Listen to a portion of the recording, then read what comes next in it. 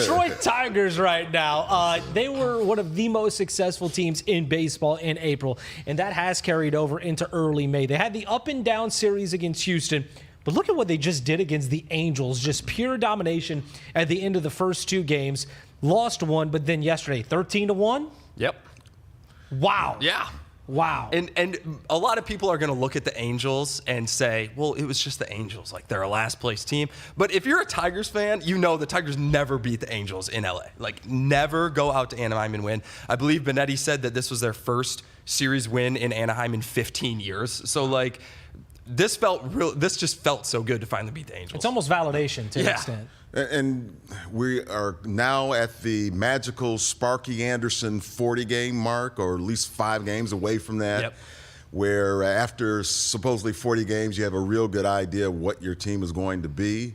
And right now, they're contenders. And I mean contenders for the American League pennant for sure, and as well as for the World Series. Wow. James Jackson. Ken was just like relishing in the aura right now. Because, James is a big Tigers guy. I'm just saying. But if it comes down to the Lions or the Pistons, he would never predict a championship. But the Tigers have a hot month, and they're going to win the World Series.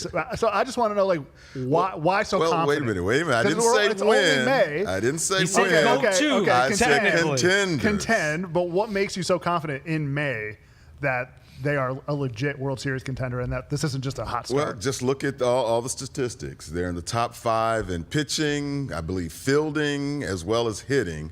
And that's what baseball is all about, pitching and fielding in particular. So that's, I mean, and you can't ignore that they've faced some tough quality teams so far over these 35 games. Yeah. They beat the Yankees 2 out of 3. They beat the Padres, the Royals, the Twins in their division. With the Dodgers. Yep. Flew out for one of those games. Yeah.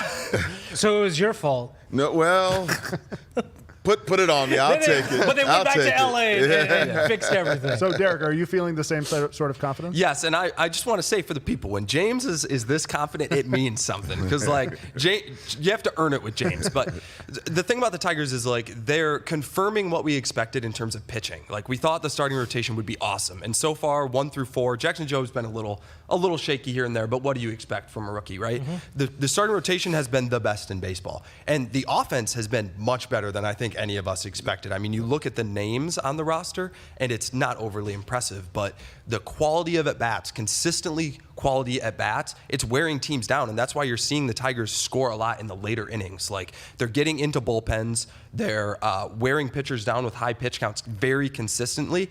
That's sort of been the trademark of, like, the really good Yankees teams, just tough at-bats. And even if you're putting up zeros, you're putting up, like, 20-pitch zeros with 2 guys on base, and the Tigers are doing that. And I think even though they don't have any great offensive players, I think they have offensive players who are equipped to maintain that. A great offensive player. I mean, look at Riley Green.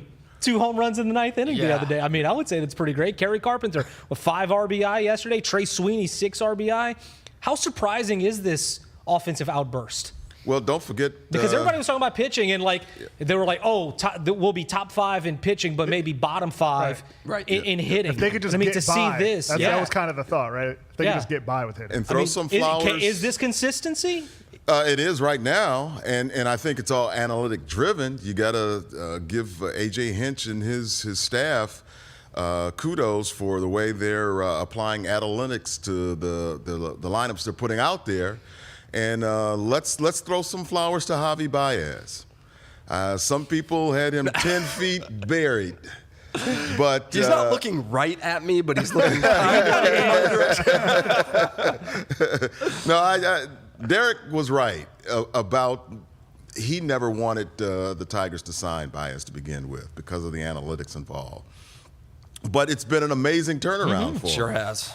And, boy, he looks like he's been playing center field all his life. Yeah. I mean, he's cool out there. He's making over-the-shoulder catches. He's making catches over the fence, robbing potential home runs. He's batting, I think, 300. Yep. And I think I heard on one of the talk radio shows that he has the highest WAR of any Tiger right now. 1.5 already. Yep. It sure looks like playing center field has rejuvenated him, doesn't it? Like, because as James was saying, I even last week wrote a statistical, like an analytical breakdown of how Javi Báez was not hitting the ball hard. He was still striking out. Like, none of the offensive numbers really pointed to him continuing to hit well. And then, of course, he went out to LA and hit homers in 3 straight games. So that went over really well. But the only thing that stands out to me, if this is real, is that Javi Báez was asked to take on this new challenge, which was center field, because the Tigers really need it. And he is playing a legitimate elite center field, like awesome. And maybe that has just carried over into his offense. Maybe it's the spark he needed. So he's looked amazing, and he deserves a lot of credit. And also for him, think about this. When you are one of the star players, or maybe not star player, but the highest paid player on the roster, and you're missing time, and then you know he hears the outside noise. I mean, think about it during that playoff run. People were saying, maybe this team is better without Javi Báez. And I heard multiple people say that. And then whenever, as a competitor, you want to prove people wrong, especially whenever you feel like you have some accountability in a way. I mean, whenever you are the highest paid guy on a roster, you want to step up wherever your number is called. He's doing it in center field. I remember talking to him in the clubhouse a couple weeks ago, and he said the last time he had played center field, it was whenever he was growing up. But he loved it out there because there were so many plays to be made.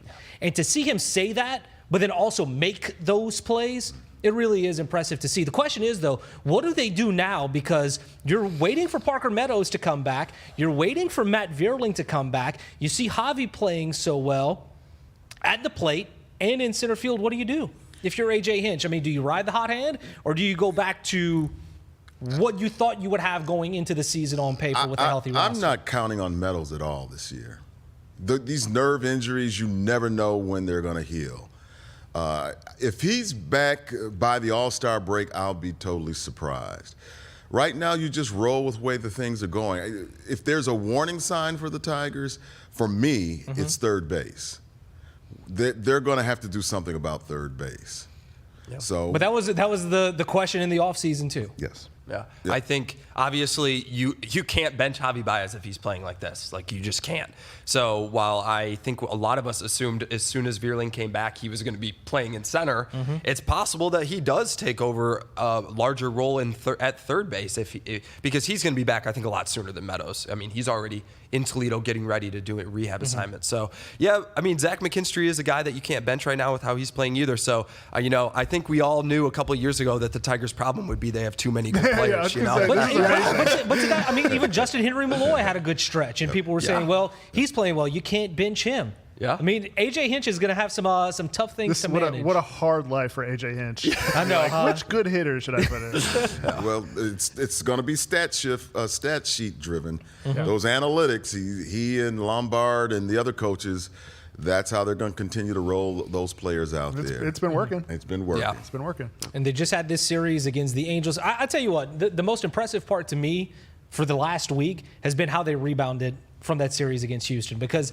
they had a firm grasp on the game in games 1 and games 2 and let them both go away. But to see them respond in that series finale, in the first 2 games in Anaheim and then on Sunday, is just incredible to see how they bounce back from I that. thought that Game 3 win in Houston was the biggest It win almost they've had changed this everything. season, because it was such a frustrating series because, like you said, they felt like they should have won those first 2 games and then they collapsed at the end. If you get swept, I don't know, it just feels so much worse to get swept, and then you go into Anaheim, a place where you haven't won very much, and it can snowball a little bit. But to get that third win in Game 3 in Houston felt really big, And mark your calendar. In 2 weeks, the Guardians come to town. And I expect Comerica Park to be packed for that series, because despite how well the Tigers have been playing, they're just a game and a half ahead of the Guardians.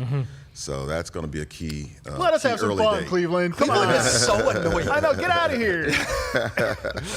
And do you think that? I mean, we were talking about the 40-game benchmark. Is that going to be another milestone to you? I mean, a milestone series? Well, definitely. I mean, Jose Ramirez kills the Tigers.